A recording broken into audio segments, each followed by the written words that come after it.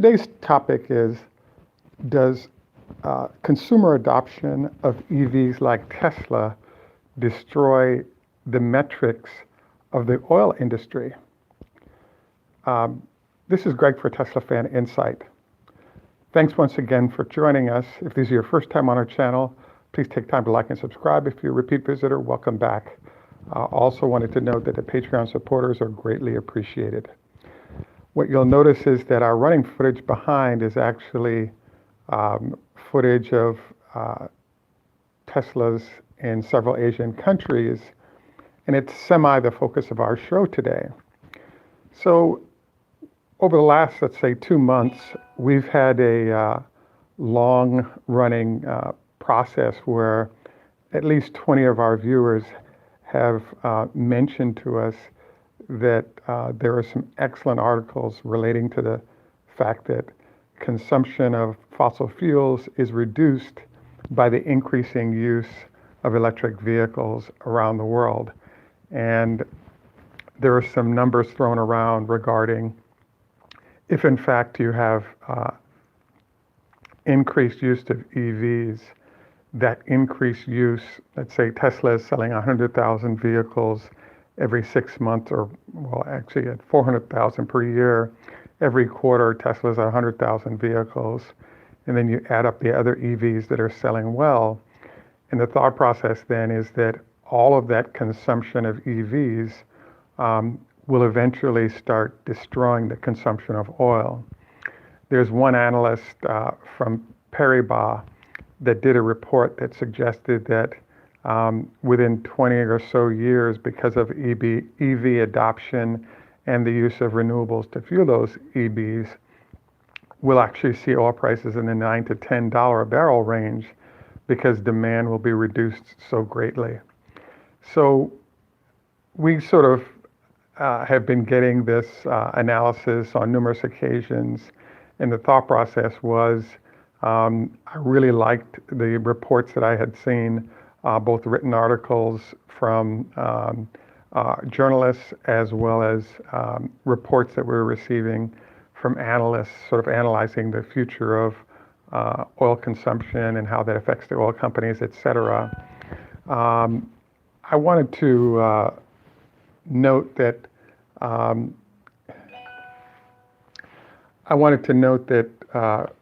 we're of the mind that one of the goals of this show is to be involved in the process of transition to EVs from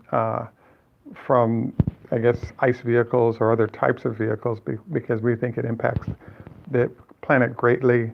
And if the goal is performance and other attributes of great cars, all of that is provided by EVs as well. But we can also sort of benefit the planet while getting our transportation done. And we think this is a pretty awesome combination. So what I wanted to sort of dive into today is the fact that blended into this whole thing is an interesting question mark, which was, why is it that China has been so focused on bringing Tesla in? One of the big early discussions is the goal is to reduce the amount of pollution that their citizenry is exposed to, and that's actually a valid analysis. The next question mark that came up was, if in fact you're reducing citizenry use of fossil fuels and the pollution associated with it, you would then want to move to EVs, and China is doing that in theory. Well, one of the things that analytically we went through is we sort of started our whole show a year and a half ago focused on the fact that when you go to Europe, there's an interesting phenomenon there. With gas prices on average of $7 a gallon in Europe, $3, let's say $2.50 a gallon in the US, and the prices are at $3.50 a gallon in China, the value proposition associated with being in Europe and driving EVs, we thought that perhaps Tesla should just move most of its operations to Europe, because if, for example, look at Norway, their primary production of electricity is from hydroelectric, so their cost basis is actually very low. So with the government supporting Tesla in a form of tax credits and free tolls for electric vehicles and all the other ways they're doing it, there's an impressive array of ways and reasons why it is that Norway's Tesla's number one market in terms of market share. It's the number one market in the world for electric vehicles. So they've really done a great job of making the transition. So our analysis was that the $8 a gallon situation in Europe would actually shift the tide favorably in Tesla's direction, as people from all these countries would decide we're going EV because we save X amount per annum on gas, and the pollution benefits to the planet are a minor part of the dialogue. So what ended up happening is that we thought that this would be unlimited demand situation results when it came to Europe. And it actually turns out that, yes, the gas prices are high in Europe, but the problem with Tesla is that the taxes associated with new vehicles make it brutally difficult for the average consumer to afford an EV of the caliber of Tesla. So what you end up with then is, once a car, the Tesla vehicles entering Europe, especially prior to the Model 3, you're basically looking at a $50,000 or $60,000 car in the United States, and after taxes and new purchase taxes, et cetera, your net number ends up being $80,000 to $100,000 on the low end for European buyers. And then obviously, as the higher line models are seen, you're seeing a $200,000 to $250,000 vehicle by the time a European buyer buys a top of the line Tesla. So as we all know, the transition to EVs is made difficult by high prices. And that's why Tesla's been so focused on trying to figure out the 35K model, because once you get down to that price point area, the number of people that can afford it everywhere in the world increases dramatically. So we were kind of intrigued by, there's a question out there is, well, what is Tesla's demand like? Michael and some of our other friends have sort of asked about that. And the answer is that there are ways that the Europeans in particular are trying to juice demand, and that is by offering tariffs or fees to those that don't have EVs or electric vehicles in their lineups. And they're trying to provide other incentives to somewhat make up for the handicap that's associated with a transition to EVs, in particular the cost. So what this all brings up is, and why are we having this conversation about China being the fulcrum of demand for Tesla going forward? And the answer to that is that from what we can figure out, we had a kind of a meeting with a recent arriving student to the United States, and we talked with him about what's going on with electric vehicles and ICE vehicles in China. And one interesting point that he made was, China is a very interesting place because it turns out that China is one of the largest producers of coal in the world, but produces very little oil. So they've kind of run into this problem where they don't deliver, in the case of oil, if they can use coal to produce electricity, they can produce the electricity very cheaply because their cost basis is just the cost of digging out of the mountains. They don't have to buy the coal from anyone, as they do in the case of oil. So basically, our argument on the marginal utility of Tesla was related to the price of gas. So in theory, Europe's gas price is about $8 a gallon.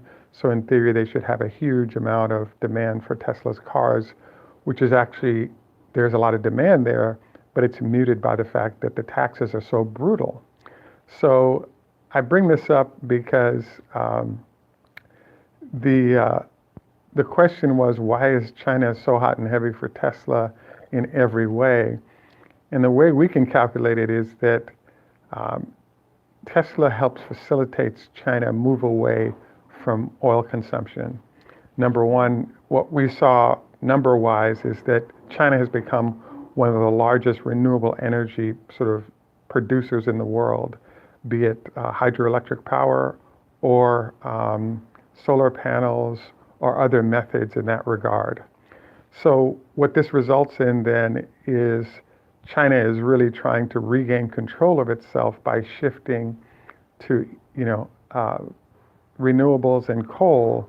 But if they can shift people onto electric power, they can then perhaps build more dams and go crazy with solar panels as a way to increase their EV usage and therefore actually control their overall costs. So one of the reports we read related to oil consumption in the world, and it turns out that evidently I want to say each year, I actually saw something that said there's like a 1,000,000 barrel a day increase in demand for oil that goes on globally, but I'm hoping that it's maybe 1,000,000 extra barrels per month that's in demand, but that number obviously could be greater than that. The general point that was made was that there's an issue going on, which is that while the first world, be it the United States or Europe, is heavily moving towards um, things like solar panels and electricity generated by wind and other sources, it turns out that that decrease in demand for oil is actually flowing into places like India and China, where more consumers are getting the resources necessary to purchase vehicles. And so it turns out with the growth of population in general, as well as the growth of demand from, if you will, high polluting countries like China and Asia, you're not really seeing that much of a decrease. Remember, the global population increases at 2% per year. So while we may be seeing increased use of EVs as well as renewables in some places, it's not a universal phenomenon, and that's affecting the global impacts that EVs might have. So we're inclined to sort of keep an eye on this, root for more of this to be done, because the less pollution that comes from EVs and the more use of renewables and other techniques to produce electricity and therefore use electric vehicles, for example, to execute this, I think the better off we are. So the question comes up then is, where are we at for demand for Tesla vehicles, and therefore we can have some idea of where are the numbers going for Tesla over time. The answer that comes up for this is that in the case of China, as we've discussed on numerous occasions, China is about a 1 million, 1.5 million per annum consumer of electric vehicles currently. Their current goal is to have this number actually jump up to 7 million vehicles a year by 2025. And so there's a whole bunch of techniques they've installed with the goal being of getting to that number. The variety includes no taxes on electric vehicles. Electric vehicles can drive every day of the week in and out of cities without the 1 day per week restrictions that ICE vehicles have. And they keep piling on. When you buy an electric vehicle, up until this time next year, when we're in September, they have as much as a $10,000 tax credit that goes with the vehicle. So this is another reason why it's a good idea for Tesla to get its China plant going quickly, because you have a higher likelihood that you end up with Tesla benefiting in the number of vehicles sold by being around for the early tax credits that are being made available by the Chinese government.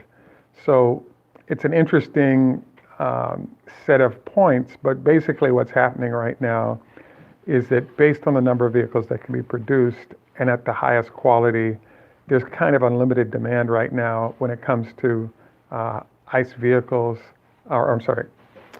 vehicles like Tesla in a place like China. So as we've said on numerous occasions, it's our feeling is until a new battery comes to really mess up Tesla's control of the marketplace, we think that it's possible Tesla could even take 50% market share within a year in China, and that number actually might rise to, higher than that. But that as others, including China, close in on Tesla's battery capabilities, you now end up with this sort of demand advantage that Tesla has declining as you have competitors enter the space with vehicles that are comparable.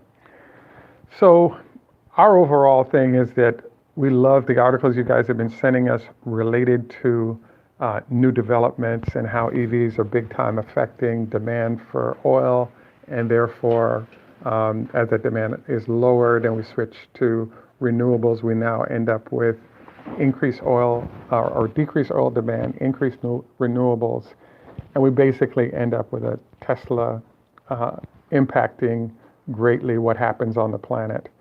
And in theory, when Tesla gets to 1 million vehicles a year and others are climbing into the same boat, we have further sort of arrival at the destination of better uses of the planet's resources to actually have a great symbiotic outcome.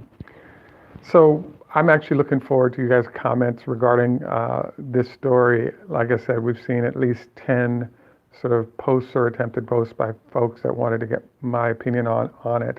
I think it's exciting to see EVs transition people out of oil and into use of electricity generated by renewable resources, even, for example, people's homes. But at this point, it's happening, but nothing on the scale that we'd like to see it happening. But we do believe that places like China seem really focused on how they can make this transition and handle their own pollution needs by making a strong move into the renewable energy space / solar panels, even if the first step is to move people onto electricity that's mostly powered by coal. I believe the number I saw was in 2015, 72% of Chinese electricity was generated by coal. And in 2019, that number is down to 70%. But this shows the increasing size of their population, even though they're putting a lot of resources into renewable energy as a reduction of pollution goal. It's sort of baby steps. But I think that, the future looks good because they're focused on it and they're spending a lot of money to move the needle in this regard. So I think China is a fascinating place because you could argue that because they're having to sort of generate the demand based on all kinds of tax credits, et cetera, and new rules, you could argue that maybe it's a fake demand situation relative to the increased demand that Tesla represents.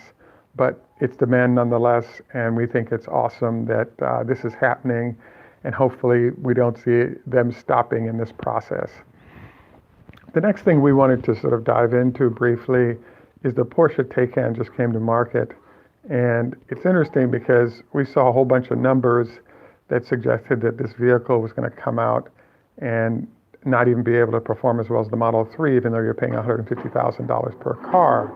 And it turns out that they're actually turning in some excellent numbers. The top of the line Model S performance is showing 2.4 seconds, 0 to 60 times. And in the case of the Taycan, it's turning in a 2.6 second time for their $150,000 car. This is pretty awesome. Other specs that they've thrown out include the fact that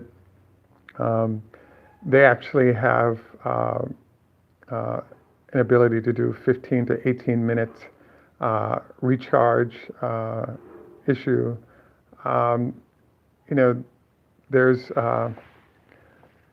There's a number of impressive, better than we've seen from everyone statistics going on. I'm actually eager to find out, are they using the Tesla design type battery, or are they still using the pouch? Because it'll tell us what the wear and tear on the battery packs might be and whether or not there'll be longevity there for the owners of those vehicles over time. And we think that they've been probably running these cars hard for months, if not a year, to make sure they can anticipate, where the brakes are going to be as they start to distribute them or sell them to customers around the world. So congratulations to Porsche, VW. I have to admit that, there are a lot of points one could make about this car and what's happening. What I'm really looking forward to with this car is that Porsche is part of the VW group, and VW is doing everything from low-end EVs all the way up to supercars. And $150,000 Porsche seems like a decent sized number. What I think would be kind of cool is when VW slash Audi slash Porsche decides under their Lamborghini brand to deliver a $500,000 Lamborghini, riding the same platform as the Porsche, but now they have more cash to work with to deliver on sort of supercar performance and aspects with the extra cash. So while I think the Taycan is a good car, it's impressive in many ways, it's still in the performance realm that it can be eaten up by a four-door sedan, even though it's a two-door that should destroy, most, if not all, four doors. And so once we have that Lamborghini version of this, platform of EV, I just think that we end up with a supercar that causes all the manufacturers to have to ship over to electric and therefore have more of an impact. The electric sort of transition has more of an impact on everyone involved. So, any rate, congrats again to Porsche, Audi. Great statistics, both performance, charge time, range is a little bit light, but all those numbers are way better than where they were 1, 2, 3 years ago, and it suggests that they're serious about making progress here. This also sort of dives a little bit into what is Tesla doing currently and how should they manage the competitive advantage they have. And my answer to that is that it really emphasizes the point that Tesla doesn't have an unlimited amount of time before competitors offer legitimate options. So the process of making sure they push vehicles out that hit each market segment and keep reducing costs in the process, and hence the Chinese move, I think is a smart move, and it may hurt how good the earnings numbers look like in the short term, but I think it allows Tesla to establish a nice base of customers and customer relationships over time. I've wanted to do a talk on the whole shift that Tesla's made into insurance. I think it's great that they are going to have a new revenue stream, but it feels to me like it's a mixed blessing. Right now, Tesla is running lean on people and cash, so their tendency is to understaff, and therefore it affects the degree of quality of customer service they're able to provide. So while it's a great idea because they make more money and they can get parts for their cars better than others, and they can use the data on customers to determine how to price their insurance better than others to make money, I'm a little concerned because I don't want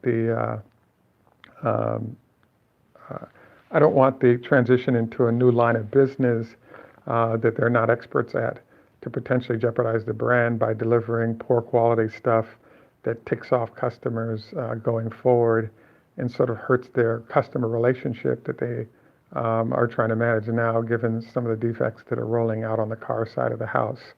So congratulations on a new revenue stream for Tesla.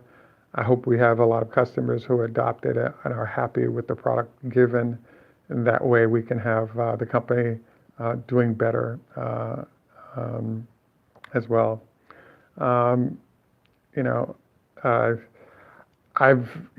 the end of the show, and I've been sort of catching up with some of your comments to not reduce what else I'm doing. Some great comments there. You guys can all see them, and I'm going to refrain from diving in now. And I think what I'm going to do is go ahead and go in and copy those comments, post them, and try to, respond at the end of the show, because there are a lot of people, probably about 100 to 200 of our viewers are on a live feed, and then the rest of the folks tend to sort of catch up with us after hours. And so it'd be nice to have more than just 100 folks involved in the responses to comments you guys have been making. Any rate, definitely enjoyed reviewing some of the latest developments on what's going on with Tesla. Yes, I do see oil consumption impacted by the transition to EVs. We'd love for it to be greater than it is currently, but it's a start.